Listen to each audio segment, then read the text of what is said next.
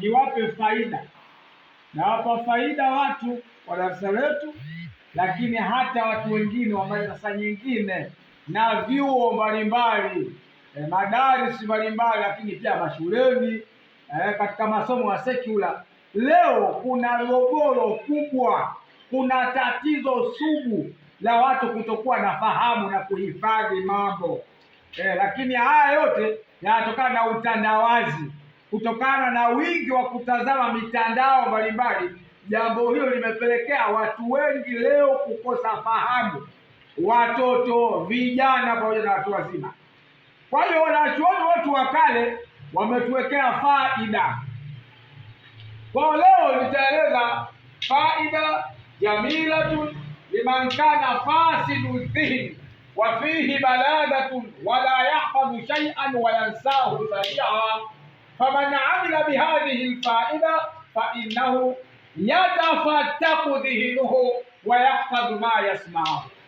Anasema hii ni faida ambayo ni nzuri kwa yule ambaye ni fasidu dhihni, yule ambaye ana akili iliyoharibika na ana ujinga fulani na wala hahifadhi chochote, na akihifadhi kitu kidogo huwa anakisahau haraka.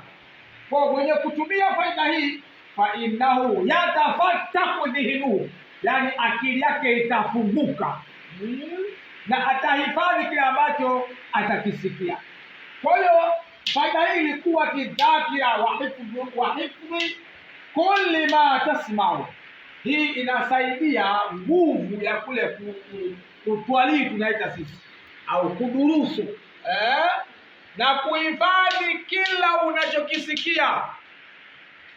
Kwa hiyo hapa wanachuoni hawa wamepanga uradi huu kwa siku 7 za wiki. Kila siku moja unasoma aya moja mara 100.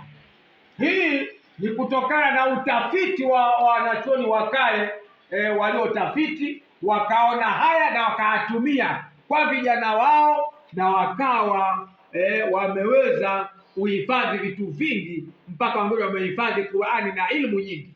Kwanza siku ya Ijumaa, uradi unaanza siku ya Ijumaa.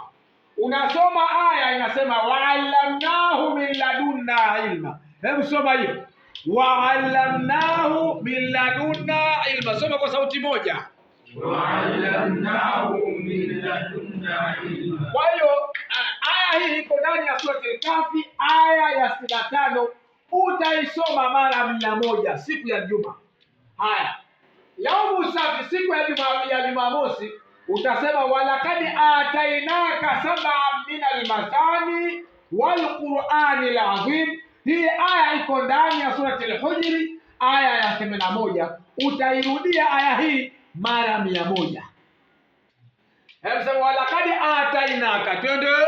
Walakad atainaka sab'an min al-mathani wal Qur'anil azim. Hii utairudia mara 100. Yaumul ahad, siku ya Jumapili, aya inayosema inna Allaha ma'al ladhina taqaw wal ladhina hum muhsinun. Hii ni sura iliyo ndani ya sura An-Nahl, aya 128. Hii aya utairudia mara 100. Inna Allaha ma'al ladhina taqaw walladhina hum muhsinun. Utairudia mara 100.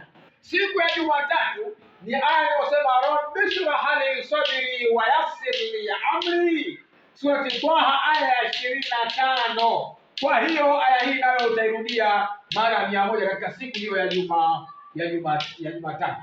Sema rabbi shrah li sadri wa yassir li amri. Kwa hiyo aya hiyo utairudia mara 100. Yaumu thulatha, siku ya Jumanne, aya inayosema wa'allamaka ma lam takun ta'lam wa kana fadlullahi alayka azima. Hii ni surati Nisa aya 113. Utairudia mara 100. Sema wa'allamaka ma lam takun ta'lam wa kana fadlullahi alayka azima. utairudia mara 100. Yaumul arbia, siku ya Jumatano, aya inayosema waqul rabbi zidni ilma, waqul rabbi zidni ilma, surati Taha aya 114. Sema waqul rabbi zidni ilma, waqul rabbi zidni ilma. surati Taha. Utarudia mara ngapi jamaa? Haya, yaumul khamis, siku ya Alhamis, aya inayosema sanuqri'uka fala tansa. Sema sanuqri'uka fala tansa. Hii ni surati al-A'la aya ya 6 hii. Utairudia mara 100. Jamani, chukueni faida hiyo, na wote mtakaoipata faida hii tumieni, kwa sababu leo kuna tatizo kubwa, tatizo sugu ambalo limefanya vijana wengi kwa kuingia katika YouTube, WhatsApp na mitandao mingi ya kijamii. Sasa wameharibika, akili zimeondoka. Kwa hiyo sasa walazimiane na ibada, lakini walisema na walazimiane na uradi huu, dhikri hii.